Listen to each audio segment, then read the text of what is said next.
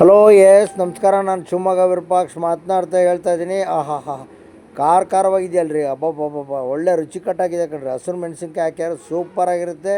ಇದೇನಪ್ಪ ಅಂತಂದರೆ ಹೊಯ್ಯಿ ಹಪ್ಳ ಅಂತೇಳಿ ನೀರುಳ್ಳಿ ಹಾಕಿ ಜೀರಿಗೆ ಹಾಕಿ ಮಾಡ್ತಾರೆ. ನಮ್ಮಮ್ಮ ತಯಾರು ಮಾಡ್ತಾಯಿದ್ರು. ಇದನ್ನು ರೌಂಡಿಗೆ ಸುತ್ತಿದ್ರೆ ಟೇಸ್ಟ್ ಕಣ್ರಿ. ಅಬ್ಬಾ ತಿಂತಾಯಿದ್ರೆ ಹಸಿರು ಖಾರ ಚಟ್ನಿ ಹಾಕ್ಕೊಂಡು ನಾನು ಪಾರ್ಸಲ್ ತಗೊಂಬಂದೆ. ಸೂಪರಾಗಿರುತ್ತೆ. ಡಜನ್ ಗಟ್ಟಲೆ ತಿನ್ನೋಣ ಅನಿಸುತ್ತೆ. ಹಸಿರು ಚಟ್ನಿ ಅಂತೂ ಅದ್ಭುತವಾಗಿ ಮಾಡ್ತಾರೆ. ಎಲ್ಲೂ ಹಸಿರು ಚಟ್ನಿ ಕೊಡಲ್ಲ, ಬೇರೆ ಕಡೆನೂ ಮಾಡ್ತಾರೆ. ಹಸಿರು ಚಟ್ನಿ ಇದ್ರೇ ಮಜಾ ಕಣ್ರಿ. ಅಬ್ಬಾ ಖಾರವಾಗಿ ಎಷ್ಟು ತಿಂದರೂ ಸಾಲದು. ಇದನ್ನು ಹೇಗೆ ಮಾಡ್ತಾರಪ್ಪ ಅಂದರೆ ಹಬೆ ಒಳಗೆ ಬೇಯಿಸ್ತಾರೆ ನೋಡಿ. ಹುಯ್ಯಿ ಹಪ್ಪಳ ಅಂತಂದರೆ ತಟ್ಟೆ ಒಳಗೆ ಹುಯ್ತಾರೆ. ತಟ್ಟೆ ಒಳಗೆ ಹುಯ್ಯೋದ್ರಿಂದ ಇದನ್ನು ಹುಯ್ಯಿ ಹಪ್ಪಳ ಅಂತಾರೆ. ನೋಡಿರಿ, ಹುಯ್ಯಿ ಹಪ್ಪಳ ರೆಡಿ ಆಯಿತು, ಬೆಂತು. ಇದನ್ನು ರೌಂಡಿಗೆ ಸುತ್ತಿ ಕೊಟ್ರೇ ಮಜಾ ಕಣ್ರಿ. ತಿನ್ಬೇಕು ಕಣ್ರಿ, ಸಖತ್ತಾಗಿರುತ್ತೆ. ಅದ್ರ ಜೊತೆಗೆ ಪಡ್ಡನ್ನು ಮಾಡ್ತಾರೆ, ಅದ್ಭುತವಾಗಿರುತ್ತೆ.